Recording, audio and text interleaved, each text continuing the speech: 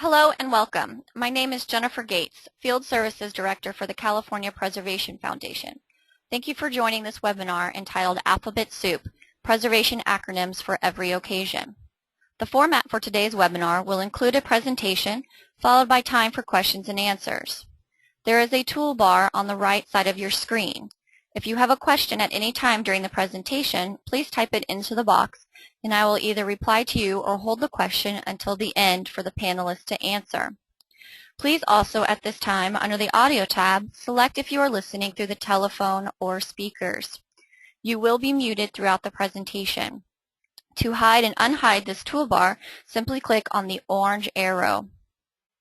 Today's presentation will be presented by James Newland, Janon Saunders, and Becky Urbano. James Newland, Supervising Historian, is a manager at California State Parks Southern Service Center. Mr. Newland has over 20 years of professional experience as a cultural resource specialist, environmental planner, and manager for park planning, historic preservation, and interpretive programming projects. He has played a pivotal role in guiding the innovative, award-winning, and profitable restoration and rehabilitation of the Crystal Cove Historic District at Crystal Cove State Park in Newport Beach, and the cutting-edge developmental plans and education programming for the Los Angeles State Historic Park, among many state park projects. Mr. Newland also has extensive experience in community-based history and cultural projects and holds an MA in public history from San Diego State University. Janon Saunders is the Acting Deputy State Historic Preservation Officer in California. Before her current assignment, which began in February 2010, Janon worked in the Interpretation and Education Division of California State Parks, serving as the manager of that division's Planning and Program Section, Photographic Archives, and Interpretive Publications Unit. Prior to joining the Interpretation and Education Division, Janon served as a state historian with the California Office of Historic Preservation, where she first worked in the Registration Unit, coordinating the California Register of Historical Resources program, and then in the Local Government Unit. With the Local Government Unit, Janon handled CEQA review of local agency projects and assisted with the administration of the Certified Local Government Program. Janon received her BA in History with honors from UC Davis, with an emphasis on 20th century U.S. and Latin American history, and her MA in Public History from CSU Sacramento. Becky Urbano is an architectural conservator with a background in historic preservation, materials investigation, and historic documentation. Her experience includes architectural conservation management plans, existing condition analysis, repair recommendations and documentation, construction specifications, and identification of historic resources through field surveys and archival research. Ms. Urbano currently manages Garavaglia Architecture, Inc.'s Preservation Services Department. Her professional work includes historic structures reports, resource evaluations, material analysis, Secretary of Interior Standards Review, and historic context statements. Ms. Urbano received her Master's of Science in Historic Preservation from Columbia University and a Bachelor of Arts in Physics from Middlebury College with departmental honors. She is a Conservation Assessment Program assessor. Thank you all for joining us today.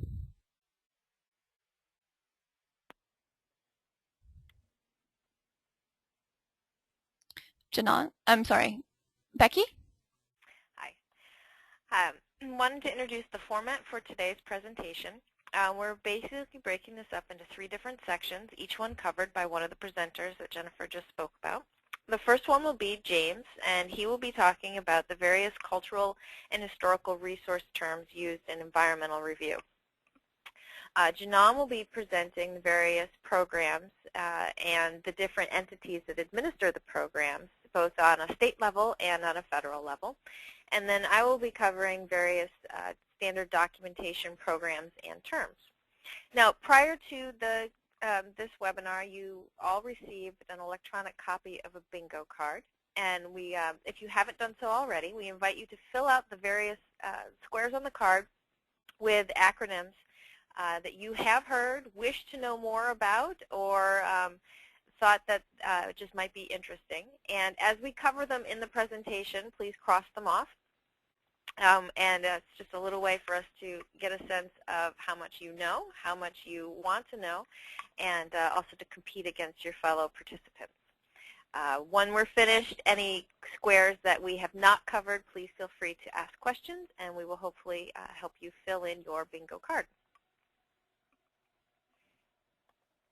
And with that, we will move on to the first part of our presentation. Well, hello there, and thank you. I've been giving probably the most exciting and sexy part of this presentation. I'm going to deal with the environmental laws and definitions and acronyms. So I'm going to move through this pretty quickly so that hopefully if you do have more detailed questions about these sometimes complex subjects, that we'll be able to have time at the end for questions on that. So I'm going to get going right away into this. And the first one to start off right away is cultural resources, because this is pretty important as we look at these laws, because what is determined as a cultural resource affects which laws may be used in the protection and or management of them. So I'm starting with the really broad definition of cultural resources, sort of from academic sort of broadness there, that all types of cultural resources are both those tangible and intangible aspects of culture and cultural groups and systems. And they tell us quite a bit about values and systems and those things that make up cultural groups and what they value. So there's two different types, basically. We spread those. The first is the tangible cultural resources, which is mostly what we deal with in preservation and land use management. Archaeological sites, historic structures, districts, landscapes, and the like.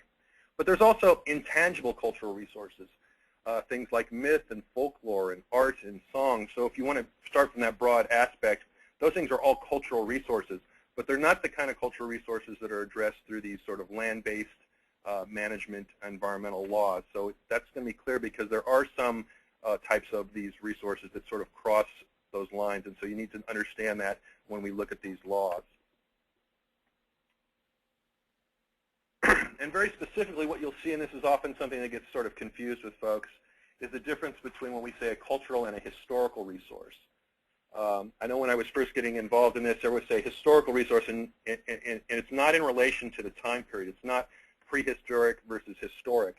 Really what it has to do is that in most of the environmental laws we're addressing, especially in the state ones, any type of a tangible cultural resource that's protected by these laws is identified as a historical resource. So even a prehistoric archaeological site, per these laws, is a historical resource versus the broader cultural resources, because there are other broader resources, we'll talk about sacred sites and a few of these other things, that aren't always associated with necessarily a tangible property or those types of resources.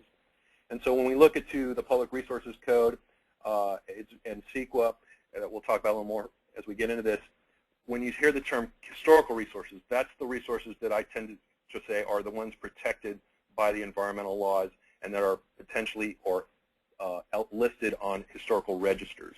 So we'll talk about that as we move through here. So I wanted to start with those basic definitions, and then there's the overarching. So here's your first one, CRM, Cultural Resource Management. And this is really the overarching term to define the professions that practice in cultural resource management. So you've got everything from archaeology and archives, conservation, history, historic preservation. And so those who work in the field generally refer to this as part of cultural resource management, whether dealing with the tangible or in some cases intangible resources that would be recorded by some of these fields and disciplines.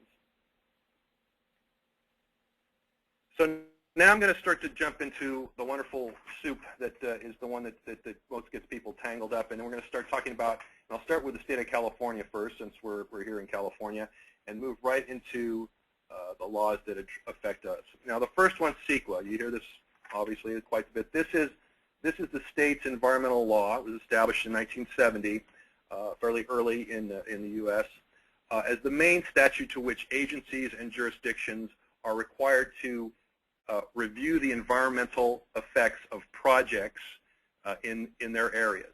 And basically, those are the codes there and all. And the purpose really is to provide, it's sort of twofold. One is to address any discretionary project by a city or agency.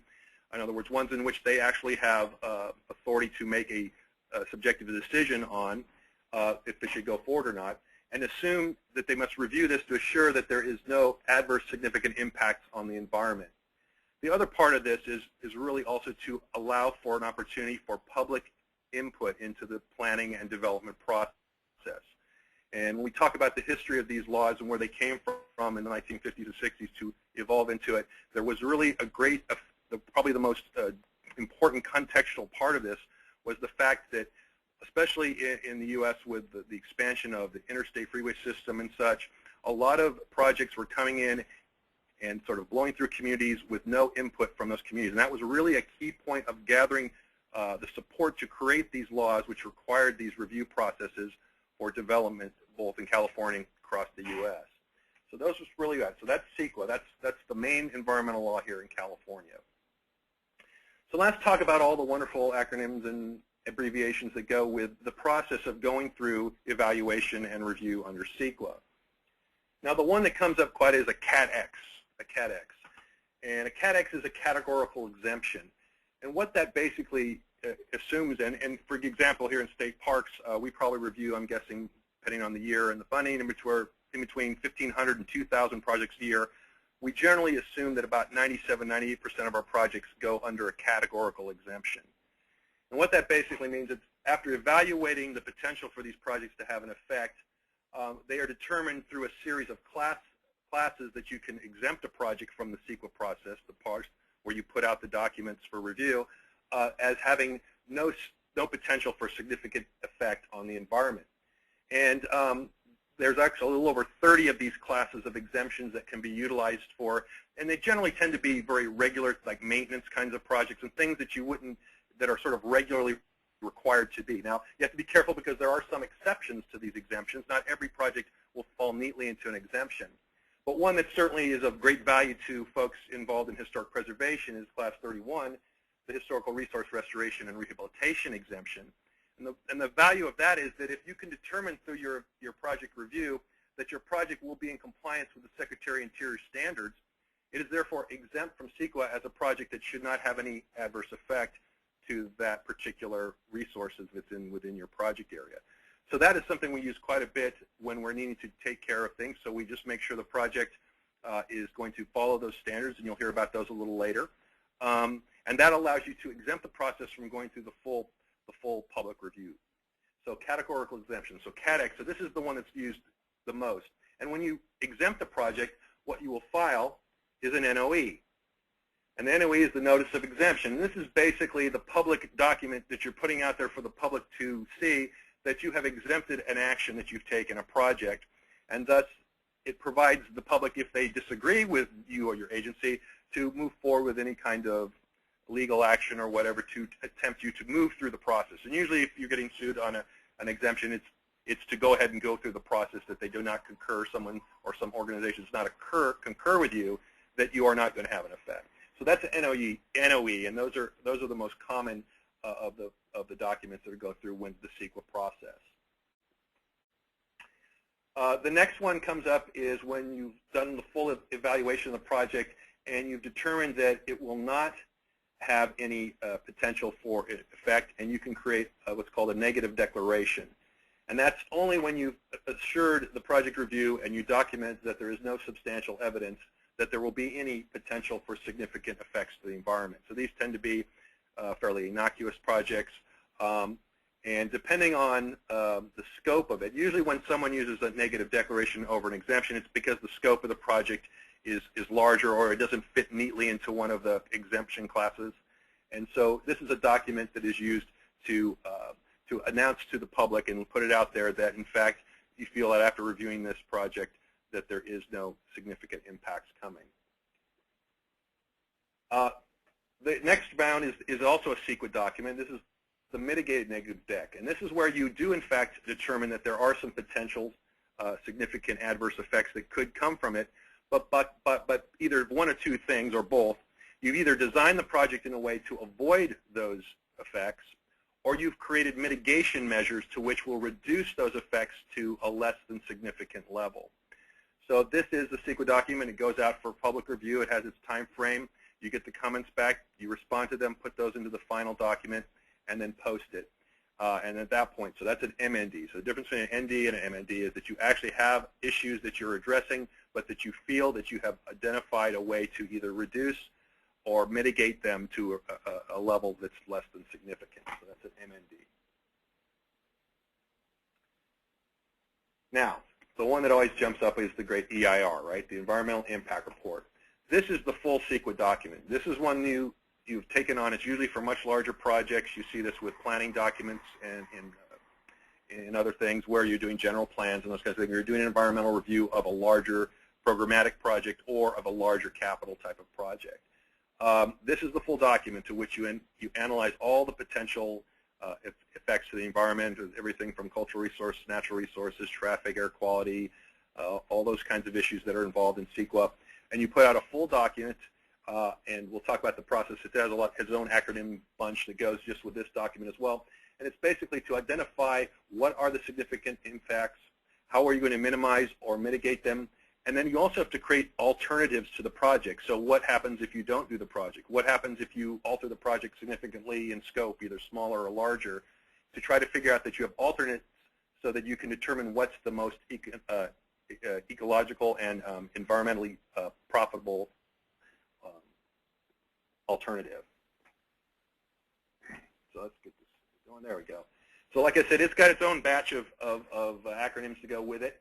When you start an EIR, you will file an NOP, which is your Notice of Preparation, which is basically announcing to the public and agencies and local stakeholders that you are going to do an EIR that's going to allow them for a public input on your project.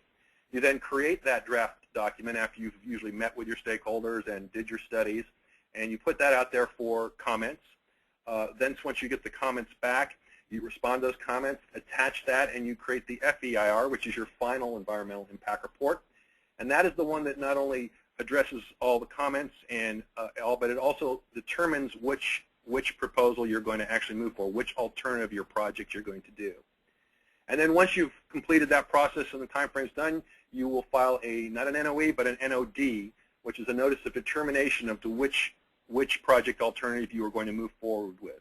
And that opens time frames for challenges from legal or whatever to people who want to challenge the project, or to put the time frame out and you move forward and do your project. Move on to the next one here. So I'm going to go through a couple other little state things that come in. One you may see is the NAHC, the Native American Heritage Commission.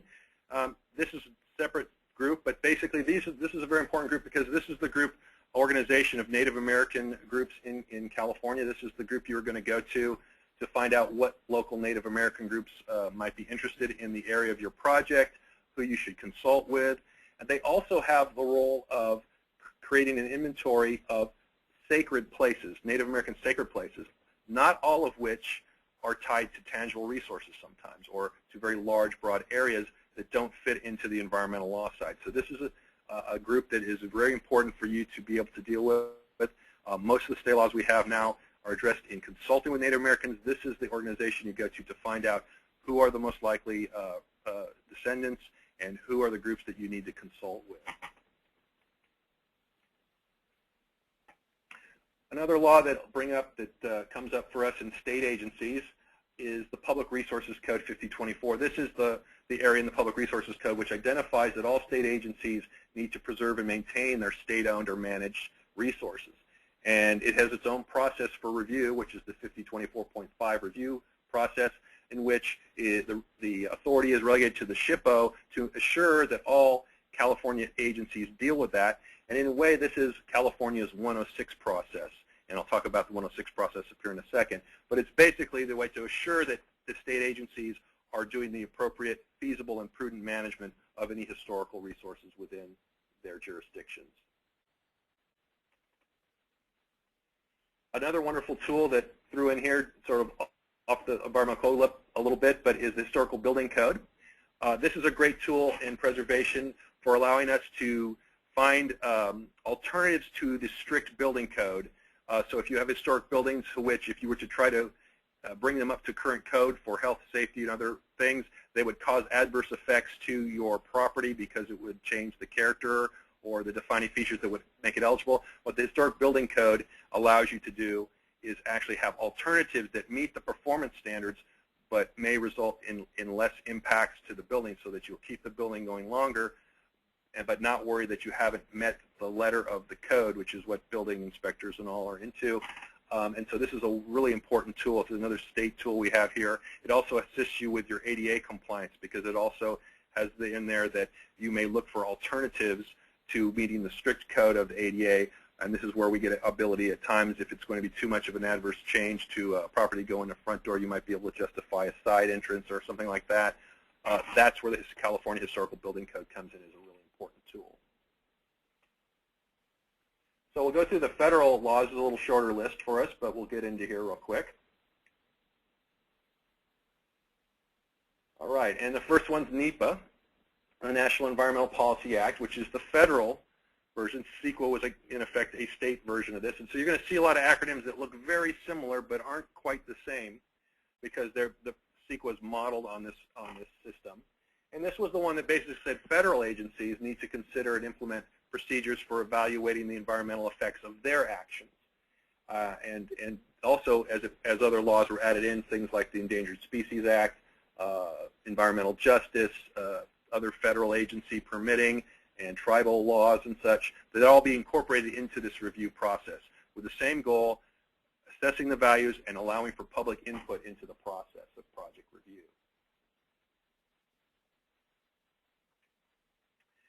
So NEPA has its own, and these are going to sound a little familiar, but they're a little different. Instead of a Cat X, they have a categorical exclusion, a CE, which is the same thing for projects that don't appear to have any, they're sort of regular projects, tend to be maintenance projects and things that happen regularly. They often are excluded. They have no effect based on their review. The next step you would take is sort of the same thing we do with our initial study, is an environmental assessment, where you address what are the potentials and determine, in fact, if there is any potential for significant adverse effects to the environment. And if not, you wouldn't file an NOE, you actually file a FONSI, which is a finding of no significant impact. So if you were to go through your EA process in a federal agency or permitting review and determine that, in fact, the project is not going to have any significant, you could file a FONSI and move forward from there. If not, then you move towards the full environmental document under NEPA, which is the EIS, the Environmental Impact Statement. And the same kind of thing, large document, usually with all the studies and analysis. It goes out for public review. You respond to that, address the comments, and pick your alternative to which you're going to go forward and move on. And if you determine how that's determined is filing a record of decision, an ROD, not an OD, it's an ROD, and explains your agency's decision on what you're going to do in this project. You're going to move forward with this scope and do the project. So like you see, a lot of similarity there between CEQA and NEPA, but a little different. So like if you're in a federal agency, they ask you, how come you didn't do an EIR? Because you don't do EIRs. As you're in the federal agency, you do an EIS, example. And of course, the other important law, and you'll hear a little more about this, I think, from Janan as well, but the National Historic Preservation Act, which was the first law formally to recognize historical resources and identify that all federal agencies need to deal with their historical resources appropriately. So it's a secondary level of review that goes along and was attached in with NEPA. It also it goes back before NEPA. That's when it established the National Register and those sort of things for those programs, which you'll hear about. But basically, and it requires that the agencies not only consult with the public, but the SHPOs, and if it's a tribal, THPO, which is the Tribal Historic Preservation Officer, to do consultation on the potential for any other effects to not only historical but cultural resources that might be involved. And the process to project review of that is, yes, Section 106, of which I believe you'll probably be seeing a lot of possible trainings coming up for this. You can do several days of training on this subject.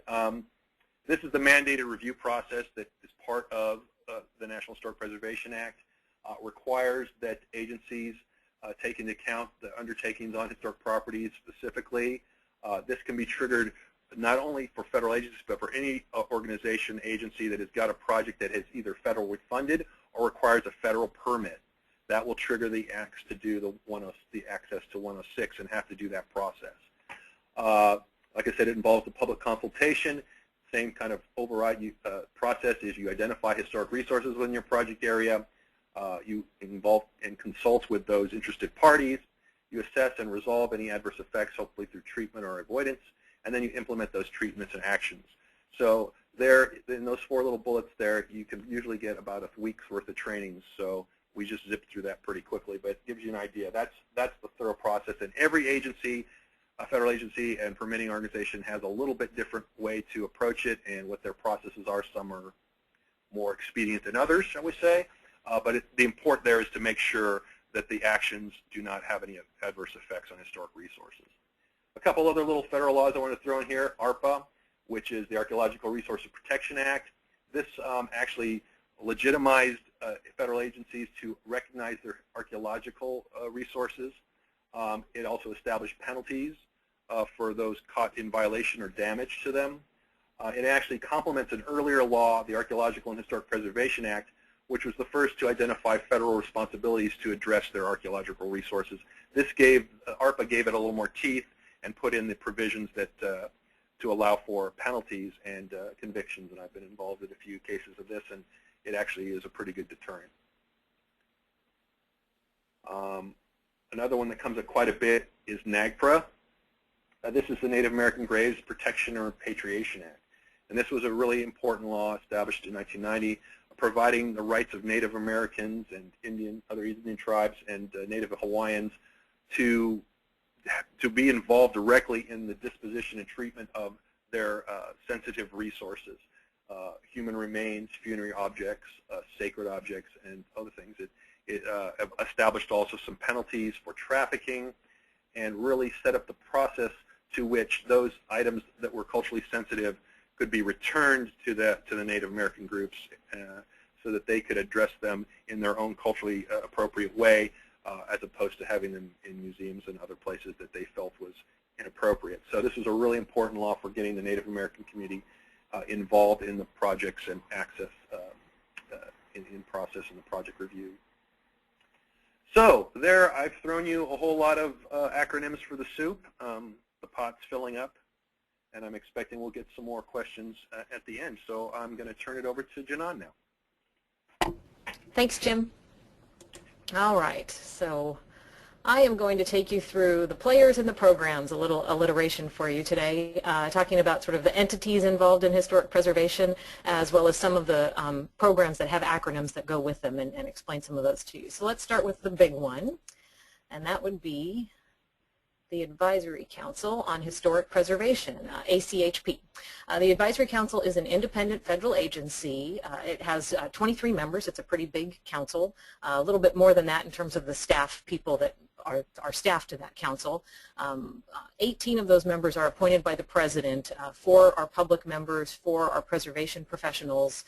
There's 1 tribal representative, a governor, a mayor, and 9 federal agency heads who serve on the council, as well as the architect of the Capitol, and then there are 2 ex officio members, the chair of the National Trust for Historic Preservation and the president of the National Council of State Historic Preservation Officers, National Conference of State Historic Preservation Officers. By law, the Advisory Council is charged with advising the President and Congress on historic preservation matters. That's under the National Historic Preservation Act that Jim went over with you. Their primary purpose is to oversee the Section 106 review process. So they spend the bulk of their time on Section 106. They also provide assistance and training with dealing with Section 106 as well. The Advisory Council, though, in addition to Section 106, does work to improve federal policies, programs, planning, and decisions when they affect the nation's historic and cultural resources. So they have a very wide range of responsibilities, even though they do spend most of their time on Section 106. The one program that they directly oversee is the Preserve America program. A lot of people don't realize that that's part of the Advisory Council. That's a program that designates communities as Preserve America communities, and then those communities can compete for grant funds. And so that program is administered by the Advisory Council staff. In addition to the Advisory Council at the federal level, we have the National Park Service, NPS. That is a federal agency within the Department of the Interior. The NPS is charged with coordinating the Federal Historic Preservation Program, again under the National Historic Preservation Act. In terms of what most of the members of the public see when it comes to the NPS and the Federal Historic Preservation Program is that they oversee nominations to the National Register of Historic Places. They also directly oversee the National Historic Landmarks Program, and they oversee the Federal Rehabilitation Tax Credit Program. They work with state historic preservation offices like the office that I work in in coordinating most of these programs, and they also give grants to each state out of the Federal Historic Preservation Fund to allow us to carry out some of the responsibilities of the federal government within each of our states. And for those of you who may not be aware, this is a photo of the Ahwahnee Hotel in Yosemite National Park, so one of the many historic resources owned and managed by the National Park Service. At the state level, but again designated under the National Historic Preservation Act, is the SHPO. Here in California, the SHPO refers to the State Historic Preservation Officer. However, at the top of this slide, I also put a slash with the word office because in many other states, SHPO can also refer to the office that the SHPO, the officer, runs in addition to the person, him or herself. Here in California, we're a little bit different. We always have to be because we're Californian, so I'll talk about how we deal with our office name differently in California in a minute. The SHPO is appointed by the governor in each state, and he or she is ultimately the person responsible for the federal and state historic preservation programs in that state. So the SHPO is the big boss of the office here in California, and I thought I'd have a little fun with the image on this slide. This is actually flat SHPO. For May as Preservation Month, our office took a cue from the Flat Stanley movement, that's a children's book, and decided to create a flat SHPO and promote people going out and taking photographs of him at their favorite historic site in California. So if you haven't gone out and taken a photo with your flat SHPO yet, you can find him on our website and take him out to your favorite historic place. There is also an equivalent of the SHPO for tribal issues. That's what's known as the TIPO, and Jim mentioned TIPOs. You might think THPO, but TIPO is the correct way to pronounce this acronym. Stands for Tribal Historic Preservation Officer, and also can stand for Tribal Historic Preservation Office. The TIPO is the equivalent to the SHPO for issues related to projects that are taking place on tribal lands. There are currently 25 TIPOs in California. That's 20% of the nationwide total. They all share a portion of the Historic Preservation Fund to help fund their operations, and one downside is as more and more TIPOs come on board, their slice of that pie gets smaller and smaller. So we've constantly been looking at ways to increase some of the funding that's going to TIPO offices so that they can really carry out their responsibilities the way that they're supposed to.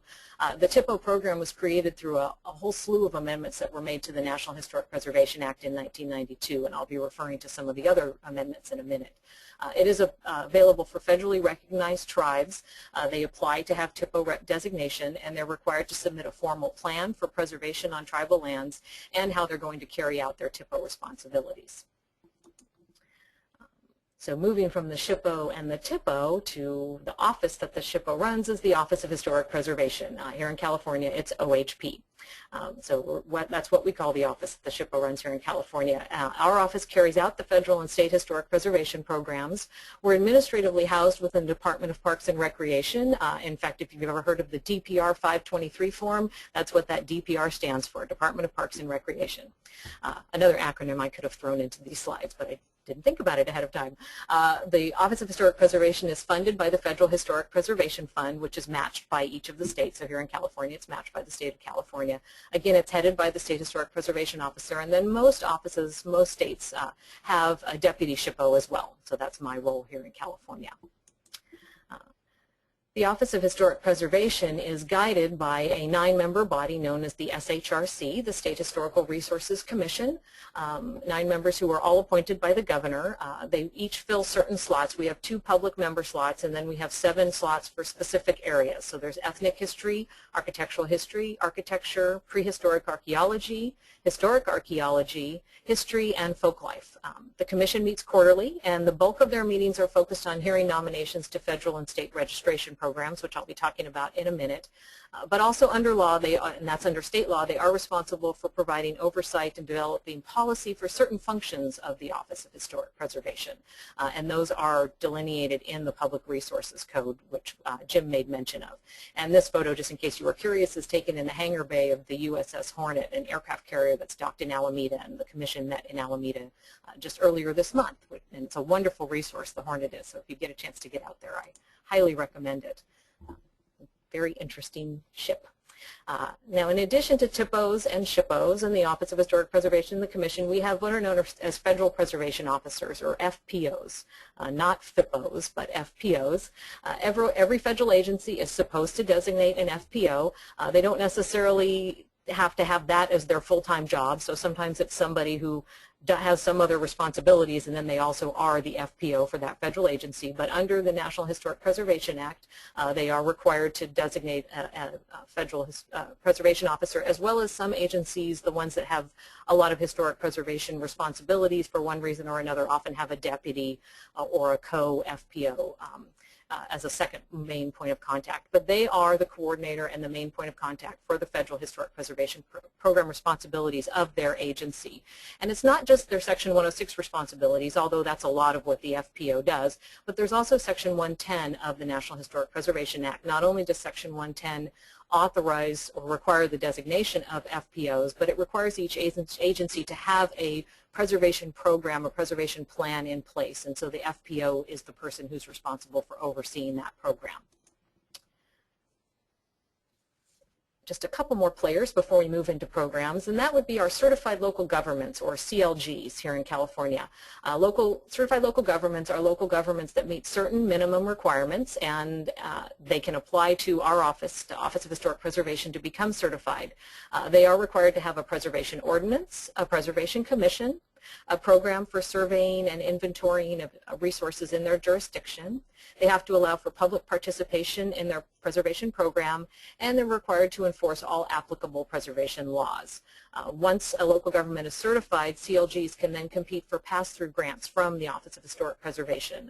OHP is required to pass through 10% of the funds that we get from the Historic Preservation Fund to local governments in the form of matching grants. And actually, here in California, we tend to go over 10%, closer to 15 or even 20% per year that we pass through to our certified local governments. And this image is just of one of our many CLGs. This is Eureka.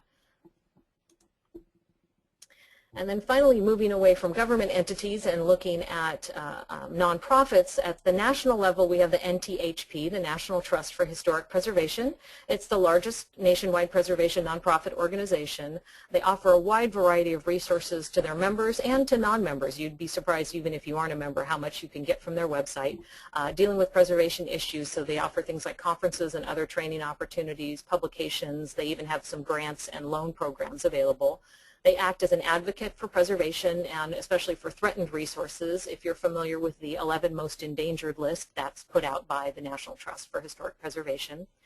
And they administer the Main Street program through their sort of a sub-entity known as the National Main Street Center. A lot of people think of the Main Street program as a government-based program. It's actually based out of the National Trust. However, in each state, the state coordinator is usually associated with state government in some way, so there's that connection with government agencies through the state coordinators, but the program itself is through the National Trust. And I could have added a lot more slides talking about nonprofits in California, like the California Preservation Foundation, who's putting on this webinar for us, in terms of groups here in California that are operating to protect historical resources. CPF is definitely the largest statewide.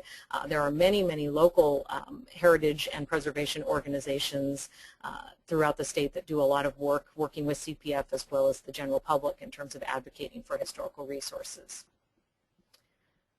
So now that we've talked about the players, we'll go through a couple programs. Mostly these tend to be related to our registration programs because that's where a lot of our acronyms are. So let's start with those. NHLs are National Historic Landmarks, and pictured here is the bell tower at La Purísima Mission down outside of Lompoc. That is a National Historic Landmark. It is the highest level of designation available in the nation. Just as a caveat, some people might argue that World Heritage Sites are considered higher. That's really a completely different animal, so I won't get into World Heritage Sites. So let's think of NHLs as that highest level of designation in the country. They're for resources of exceptional national significance, significant on a national level, and they must meet one or more of a actually different set of criteria than the National Register. Most people aren't aware that NHLs have slightly different criteria than the National Register, and NHLs are required to retain a very high degree of integrity. The program is overseen directly by the National Park Service, not by the Office of Historic Preservation here in California. NHL nominations go directly to the National Park Service. However, Office of Historic Preservation staff, SHPOs, are given a chance to review and comment on nominations, but we don't coordinate the process like we do for the National Register. If you're interested in the NHL program, the National Park Service provides some really good webinars on a lot of aspects of the program, and they get into a lot of detail. So check out their website shown at the bottom of the slide if you're interested. Now, following from the NHL program, we have the National Register of Historic Places, NRHP. And I have to admit, at least in our office, we don't tend to use NRHP too much. Generally, if we're referring to it in shorthand, we refer to the National Register without adding on of historic places every time. So you'll hear me say National Register more often than NRHP. But the National Register is the federal level designation program that's administered here in California by the Office of Historic Preservation. Nominations to the National Register are heard by the State Historical Resources Commission, and then the State Historic Preservation Officer uses their recommendation to then make a recommendation to the keeper of the National Register as to whether a property should be listed or not. But ultimately, the final decisions on designation are made by the keeper of the National Register, who's part of the National Park Service. Resources can be significant at the local, state, or national level. A lot of people don't realize that. They hear National Register and they think it has to be significant at the national level. That's not true. In fact, the vast majority of resources listed on the National Register are significant at the local level. There are 4 basic criteria for designation, which we could probably take a whole hour to talk about on their own, but I'll just briefly say the 4 criteria are resource has to be associated with significant events or patterns of development, associated with people who have had a significant impact on history, has architectural or artistic qualities, or has information potential. And that last, the 4th criterion is generally used for archaeological sites. Resources also have to have what's known as integrity, which in a shorthand sense means does it look substantially like it did during its period of significance. And I'll leave it at that for purposes of this webinar. And the photo on this slide, in case you were curious, is the House of Tomorrow in Palm Springs, which is also the house that Elvis and Priscilla Presley honeymooned in. And I believe you can spend the night in it if you're so interested. Now, in addition to the NHL and the National Register, we have a number of state-level registration programs that I'll briefly go through. First and foremost is the California Register of Historical Resources, CRHR, or California Register for short, which is what I generally use to refer to it. It's the state-level equivalent of the National Register. It's modeled on the National Register, so resources can be significant at the local, state, or national level, has the same 4 basic criteria, and it requires integrity of the resource. It's administered by the Office of Historic Preservation, but the State Historical Resources Commission is the final decision maker on listings of properties. So unlike other registration programs, when the SHRC hears a nomination for the California Register, their decision is then the final decision. And the photo pictured here is Miwok Roundhouse at Chauncey Indian Grinding Rock State Historic Park, which I actually used because it's a reconstructed resource. And one of the small ways that the National Register and the California Register differ is in relation to reconstructed resources. If you want to know more about it, check out the website on the bottom of this slide. There are 2 more state-level designation programs that are worth mentioning. CHLs, which is a program that a lot of people are very familiar with, California Historical Landmarks. And one of the reasons people are familiar with it is because it's been around for a long time. It was the first historical resource designation program in California, put in state law in 1931. Because it predates the National Historic Preservation Act, it actually has very different criteria. All criteria for this program are applied on a statewide basis or within a very broad geographic region, northern, central, southern California. The first criteria is that a resource could be the first, last, only remaining, or most significant of its type, again within the state or within a broad geographic region, or it's associated with an individual or group having a profound influence on history of the state or a broad geographic region, or it's a prototype or an outstanding example of a period-style architectural movement or construction. And this program is very well known because of the large bronze plaques that can be placed at the site of each CHL. And this is just the plaque that's outside of the Leland Stanford House here in Sacramento. After they had created the CHL program, they realized that there were a lot of resources that people were interested in designating, but they didn't fall within the criteria of being significant at that statewide level or within a broad geographic region. So a few years later, the State Point of Historical Interest program was created, SPHIs, and they were meant to basically, the program is meant to mirror the CHL program, but it's applied at the local level, usually at the city or the county level. So it has exactly the same criteria as CHLs, but applied at the local level. SPHIs also are not required to have integrity, so they can be the site of a non-surviving historical resource. And the photo on this slide, in case you were curious, is the Topanga Christian Fellowship Church in Los Angeles County that was listed as a State Point of Historical Interest in 2005. And then my last slide, moving away from registration designation programs, is to talk about about the term standards, which I know that Jim referred to as part of his slides. And it can mean a wide variety of things, although I'll tell you generally what it means when people talk about the standards. But when historic preservationists talk about standards, what they're talking about is the Secretary of the Interior's standards for X, Y, or Z. And essentially the standards are a series of guidelines put out by the Secretary of the Interior to help guide preservation programs nationwide. First, there is an overarching set of standards for archaeology and historic preservation, and those discuss planning, identification, evaluation, and registration. There are also standards for documenting resources of architectural or engineering interest. But perhaps most well-known are the standards for the treatment of historic properties. So generally, when you hear someone refer to the Secretary's standards, they're talking about the Secretary of the Interior's standards for the treatment of historic properties. And those are broken down into 4 sets of standards. One set is for rehabilitation of resources, basically making a resource work for purposes of a new but compatible use. Then there's a set of standards for preservation of resources, which is keeping the resource as it is now. So you don't remove anything, you don't add anything. It is what it is at this period of time. Restoration is taking a resource back to a chosen specific period of time. So you remove or you reconstruct details in order to make the resource look like it did at some point that you want to take it back to. And then finally, reconstruction, which is accurately recreating a non-surviving property. And that's usually done for interpretive purposes. There are also standards for the treatment of cultural landscapes. Obviously, cultural landscapes really, you wouldn't necessarily think of them as historic properties. Treatment of historic properties generally focus on buildings. So the Secretary of the Interior put out a second set of standards for the treatment of cultural landscapes. And then finally, most people are aware of the Secretary of the Interior's standards for professional qualifications, for what qualifies someone to work in the Federal Historic Preservation Program based on the area in which they're working. So there are qualification standards for history, archaeology, architectural history, architecture, and historic architecture. So with that, I will turn things over to Becky. Thank you, Janana. All right, I'm going to cover several of the different documentation programs that are administered primarily at the federal level.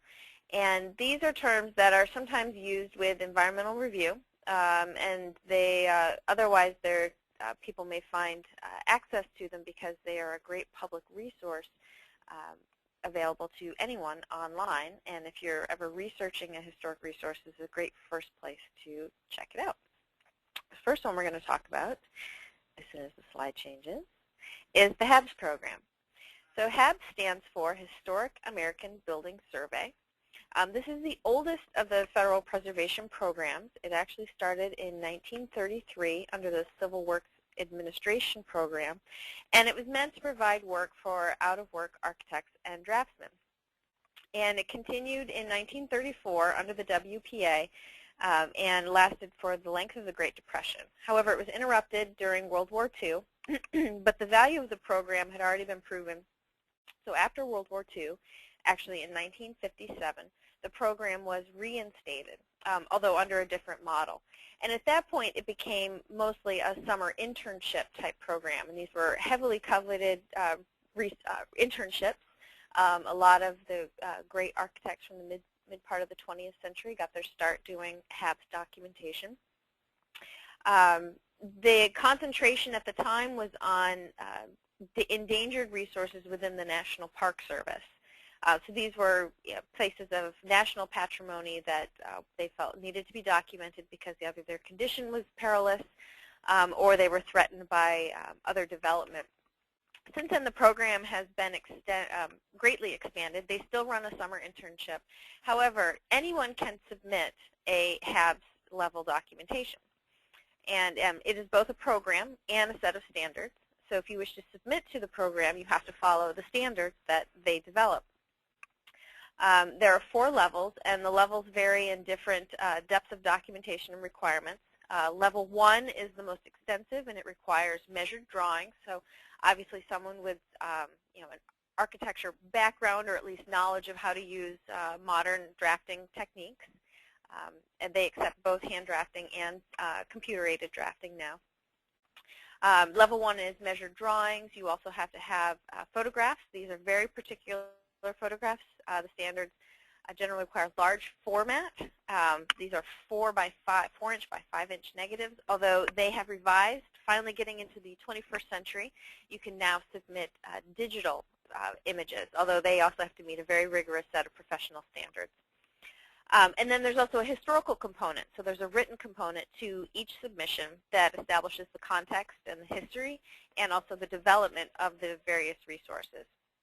And then each of the levels under that, a level 2 is less rigorous documentation. You can actually use copies of existing drawings. And level 3 is more of the written documentation. And a level 4 is really just documenting that basic history of it, making sort of a note of what the resource is. These are all maintained at the Library of Congress.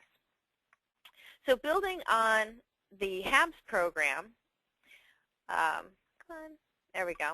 In 1969, there was a sister program developed called HAIR, and that's the Historic American Engineering Record.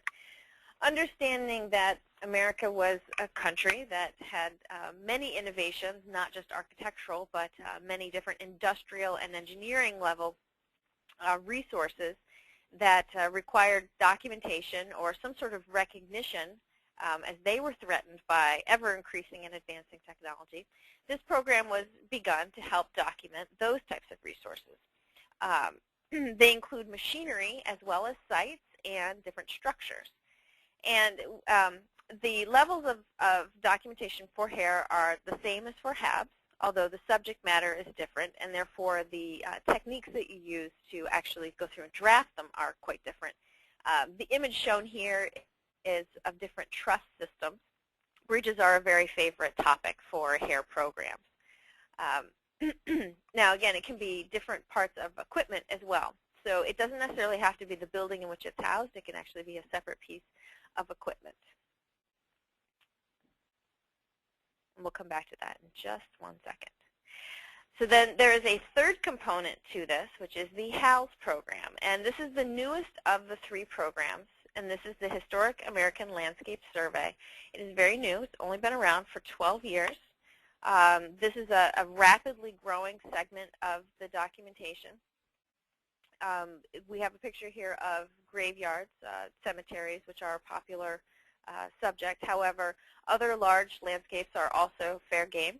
They can be formal designed landscapes associated with an important landscape designer. They can be vernacular landscapes. Here in California, ranch land, places that are threatened, but that used to be once quite extensive. Those would be the types of landscapes that would be documented. And also natural landscapes, if there's particular natural formations, national parks, that sort of thing. They can be included as part of a HABS documentation. It can contain built features, such as buildings and structures and equipment that would be included under HABS or HAIR, but that's not the primary subject of the documentation. The Presidio in San Francisco just underwent a quite extensive HALS documentation, one of the largest that's been undertaken so far. So this program, because it is so new, is actually still being defined. The different pieces of it include photography and large format drawings, as well as a historical component, same as HABS and HAIR. Again, but because of the nature of the subject, they have to be quite flexible in how this is presented. So the 3 programs have many things in common. So taken together, they constitute the nation's largest archive of historical resources. And they're all held at, copies of them are all held at the Library of Congress, although under most cases, second or third copies of the documentation are held at local repositories. Here in California, the California Historical Society actually holds hard copies, including negatives, of a lot of the different HABS, HAIR, and HALS documentation projects that have been undertaken within the state. Considering the program goes back to 1933, that's actually quite an extensive archive of information. However, most of it is available online. It's fully searchable. They actually just revamped their website. And if you haven't had a chance to take a look at it, I suggest you do take a look at it. It's an amazing trove of beautiful photographs and extremely detailed drawings, and it's right there at your fingertips. One thing to note is that a lot of times it is sort of erroneously used as a mitigation measure for CEQA and occasionally for NEPA. However, documentation in and of itself does not mitigate any impacts. It is a way to help record conditions before the project gets started, but it doesn't actually change the outcomes of a particular environmental impact. So moving on slowly, those were general mandated programs, but there are also standards you may have at the local level. Here in San Francisco, for example, the city will oftentimes require HABs level documentation that isn't actually submitted to the Library of Congress, but meets all of the standards of the HABs program, and then that gets placed at local archives. On top of that, we also have various types of standard professional documentation, and these are terms that are used by most people in the preservation profession, although there is not necessarily a formal program or set of standards that they follow. So the first one is an HSR, a historic structure report. This can also be a historic structures report, plural, if it happens to deal with more than one building or with a complex of buildings. It's a typical planning document. Its unique aspects are that it combines a historical context, which is not just a history of the property, but sort of a larger picture of where the property fits into development of its area. It also contains updated existing conditions for the property, for the building, and it uses those, the context and the conditions to develop a set of recommendations. Now, the recommendations can be quite broad. However, if there's a specific project that is in the works, and that is why you're doing the historic structures report, a lot of times the document will set parameters for designing a project that will meet the Secretary of the Interior standards, meaning you can design a project, or recommendations will help you design a project so that it has the least amount of impacts on the historic resource. Pardon me. So HSRs are also very useful as planning documents because while they may respond to particular conditions or a particular project, they often document parameters for future development to help plan for future development in a responsible manner.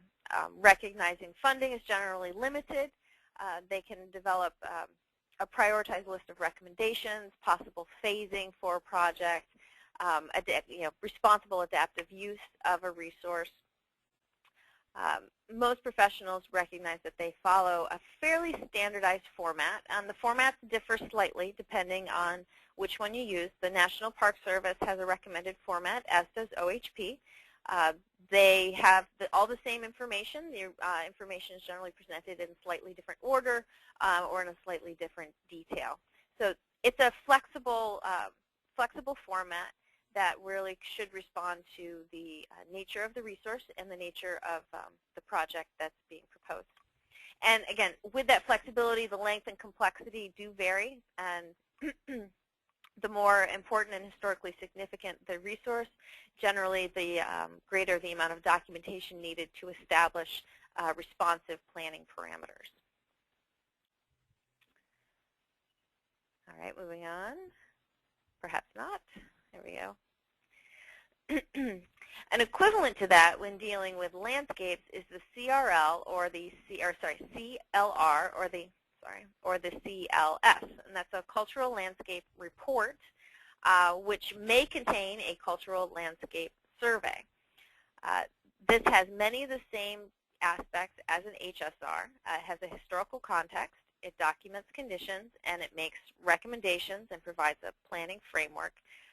However, the subject is a landscape rather than a building or structure. So while the format follows the HSR generally, the types of recommendations and the types of professionals involved in developing such a report may vary quite widely. And then the last one that I'm going to cover is an HRER, a Historic Resource Evaluation Report. And this is also sometimes referred to just as an HRE, Historic Resource Evaluation. Generally a shorter report. It's used as a first step in determining whether a building of unknown origin is a historic resource or is not a historic resource.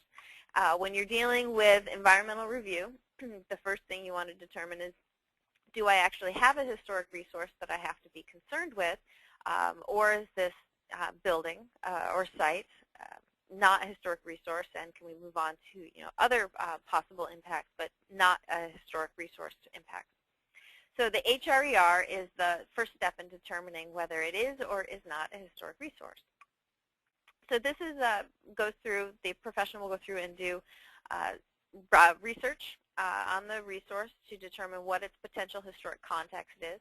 There's an evaluation of its historic integrity, and then it uses the various criteria that are set up in the programs that Janan had mentioned, whether it's the National Register, the California Register, or if there's a local register, then generally that it is evaluated for eligibility for that program as well.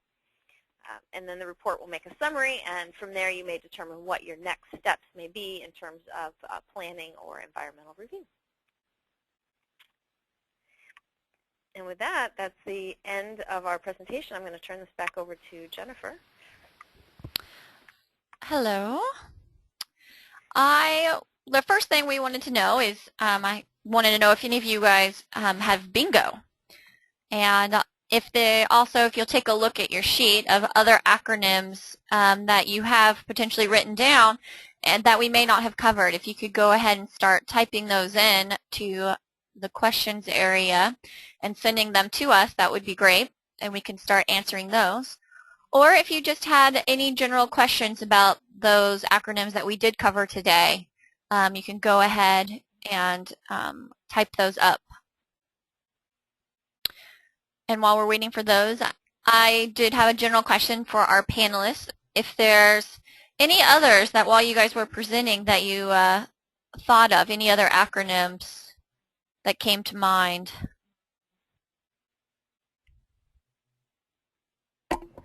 I had a couple as I was thinking about the EIR process that I'm not sure how many folks might be interested in, so I didn't add them to my slides, but I thought, often PA is used to refer to what's known as a programmatic agreement, which is a relatively new type of document under Section 106, but is being used much more in the last couple of years. Many, many times more than it's ever been used in the past.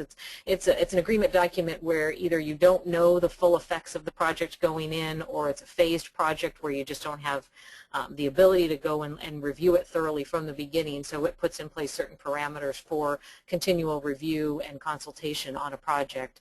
And then the other one is an MOA, Memorandum of Agreement, which is a document that's created every time under Section 106 a project is found to have the potential to have an adverse impact. We negotiate an MOA with the federal agency. So those were two acronyms that came to mind for me. We did get a couple of more. So the first one is CHS. Janan, if you want to take that one. Sure. Sorry, CHS is the California Historical Society. They are housed here in San Francisco, and they have a tremendous resource of historical documents and documentation going back to the early parts of the 19th century. Everything from pop culture and newspapers to artwork and photographs, magazines, different catalogs. They're really a tremendous resource, and they have a wide variety of various documents and artifacts. You do have to be a member of CHS or fill out forms. They have very limited hours. But if you get a chance and you're in San Francisco, they have a wonderful display up right now on the history of the Golden Gate Bridge, since it is the 75th anniversary of the bridge. They've redone their exhibition space. They have a wonderful gift shop, and their archives are in the back. So if you have to head straight to the back if you're looking for the archives. But that's the California Historical Society. And these two are national organizations that so anyone that wants to jump in on what they are. One we did cover, the NTHP, and the other is TCLF.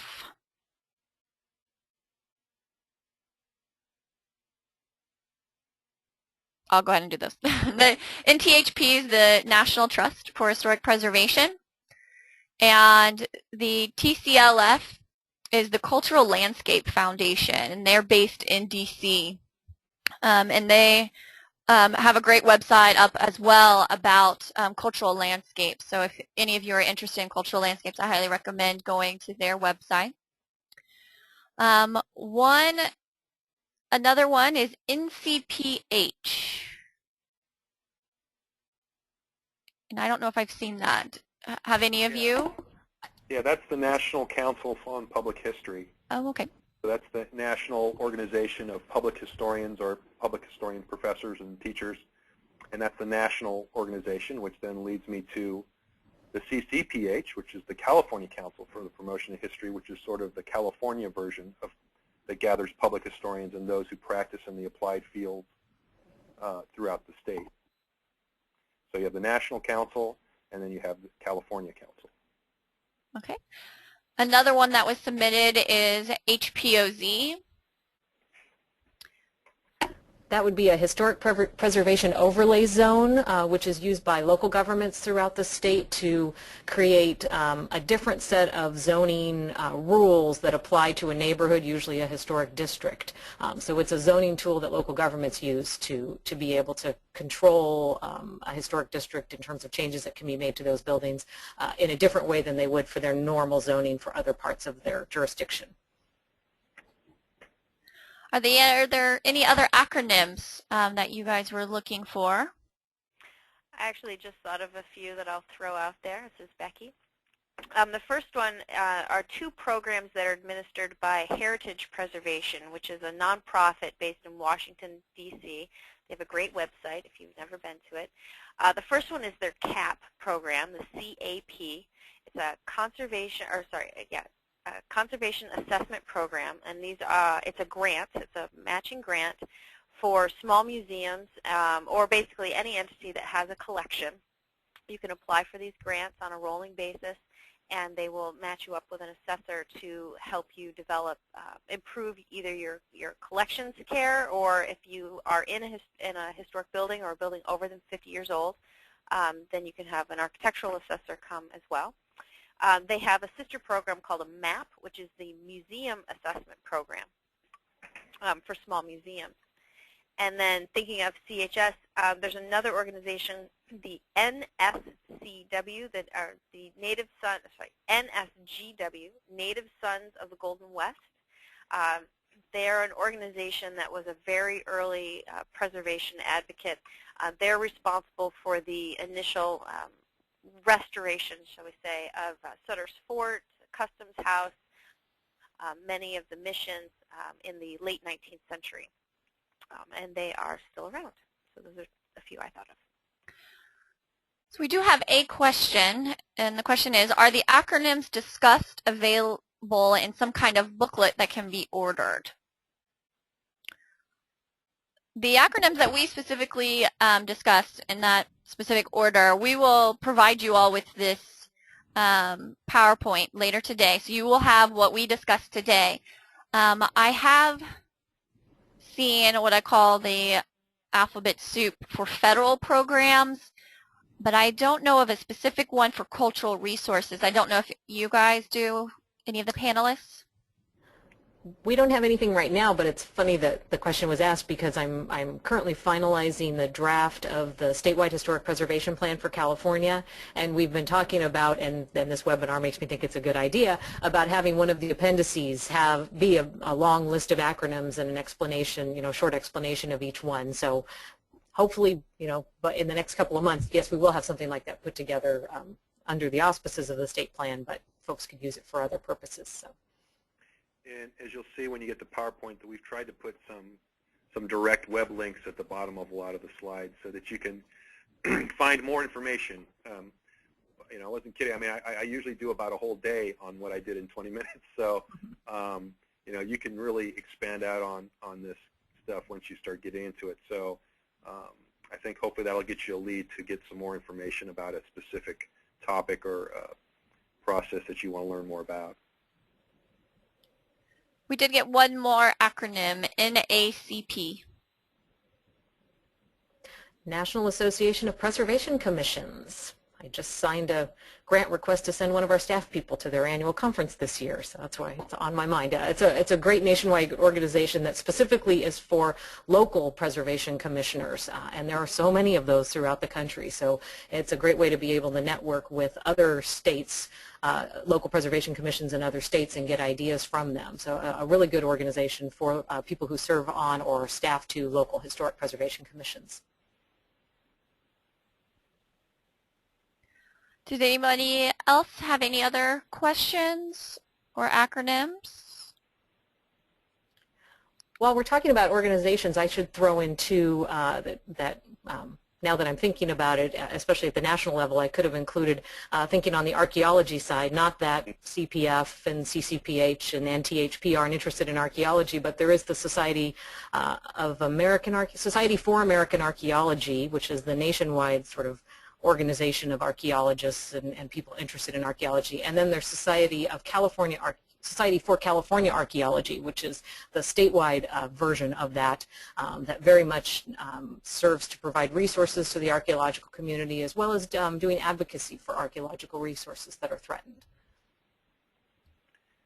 And to add to that, there's also SHA, which is the Society for Historical Archaeology, which is the national organization for those focused on historic era archaeology here in the U.S.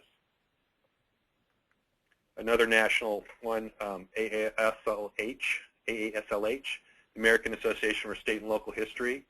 It's a really good one. They are another sort of broad national group that is focused in on smaller local historical societies and museums, and provide a lot of support through their technical series on operating and taking care of historical properties and use for museums and outreach and interpretation. Well, thank you all for coming in today. Later today, you will receive an email with a link to a survey. We would appreciate any feedback on this webinar and recommendations for any future topics. I will also send an email this week with the link to today's presentation. Our next webinar series will start June 12th with the first of 4 modules on Section 106. So please sign up now. There is a discount if you sign up for 3 or more webinars on this topic. And I want to thank you again for joining us, panelists, Becky, Jim, and Janan. I really appreciate it. And we hope that you all learned a lot today and have a good rest of the afternoon. Right. Thanks. Thank you. Thank you.